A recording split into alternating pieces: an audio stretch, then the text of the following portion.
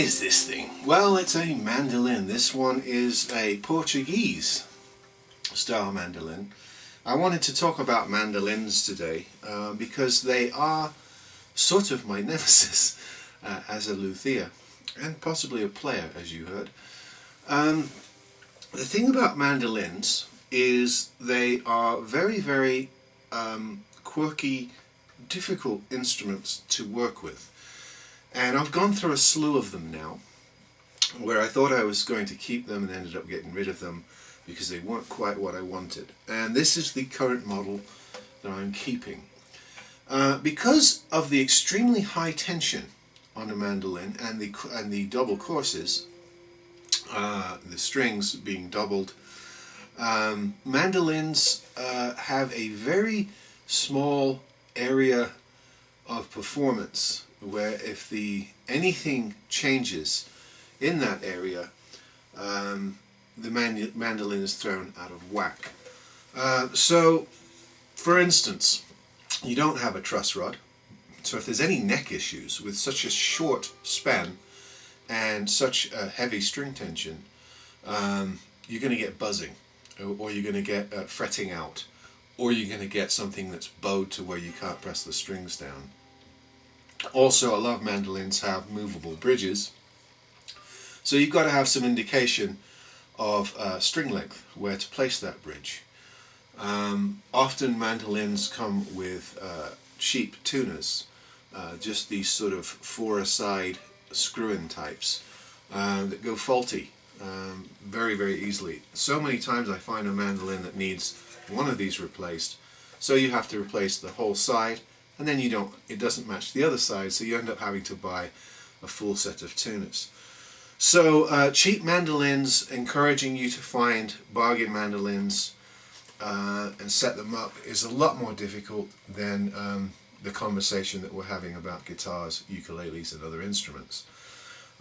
They're difficult to work on, they're difficult to get right, and they're hard to play if there's any sort of imprecise nature about the way the instrument's set up. I have had cheap mandolins like Rogues, the lower end of the Kentucky models that just haven't worked out. They haven't been good players. I've managed to set them up to where they would be good for a beginner and sold them as such. Also, I've had a couple of mandolins. I had recently a Revival mandolin made by the company Revival, which was beautiful. It had a beautiful spruce top. It was an A-style mandolin, and a beautiful mahogany back with just really nice lines on the guitar, nice contours. But the thing sounded dead. It sounded like putting rubber bands on a shoebox and strumming it. It just had no sound, no life. So I found this no brand. I don't even know who makes this. It could possibly be a Hora. There's no indication that it is. But it looks a bit like one of their models, the Portuguese. This is a Portuguese style, which is sort of like a more rounded A style, which is more of a box shape. And this outperformed all of the other ones that I had, so I sold those to beginners, and am keeping this one. This one, the bad thing about this one is it has very cheap brass frets, so I'm not sure how it's going to do over time. But it has a very sweet sound. You know, it's got a very woody. Of course, mandolins are also supposed to have that very crisp high end, the tenor, so they're not supposed to sound dull and too woody. But the cheap mandolins I've had in the past, which are probably made with laminate woods, just sounded dead, lifeless. There was no sonic qualities whatsoever. It just sounded like a string on playing through metal. You didn't get any wood resonance at all. Also, mandolins are finicky as far as finding parts, bridges, tailpieces, getting them to match.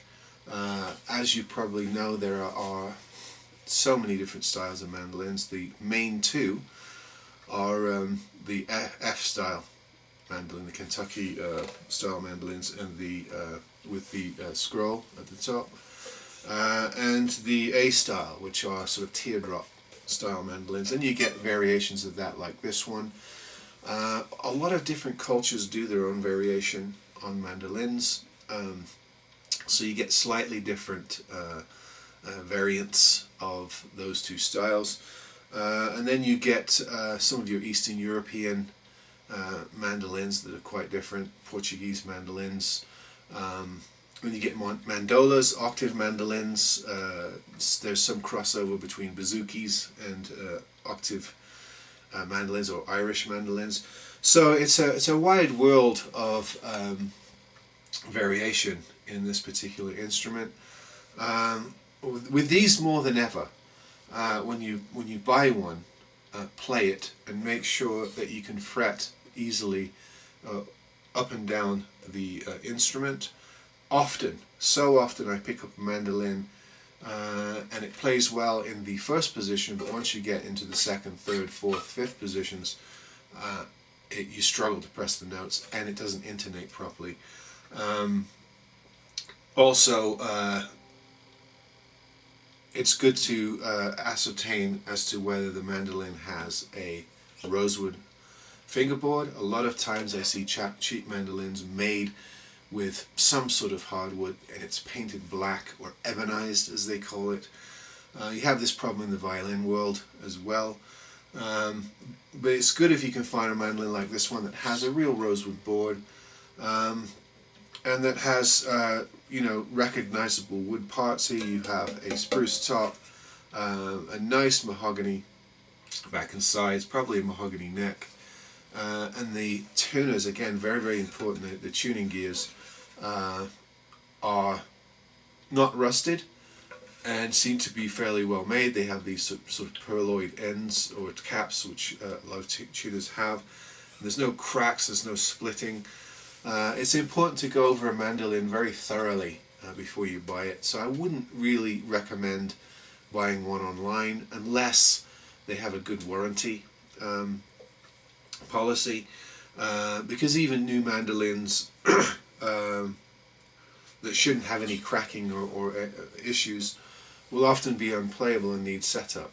I found that to be the case so many times, and it's a little bit harder to learn to work on one of these, say, than the guitar. It's a little less forgiving.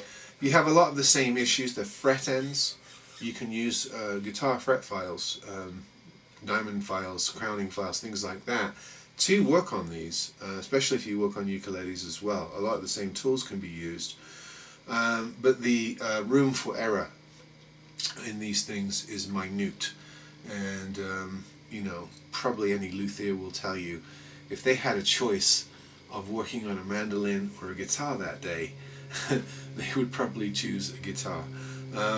Yeah, these are challenging little instruments. Incredible amount of string pressure is going onto the top because of the double courses and the way it's strung so high or tuned so high.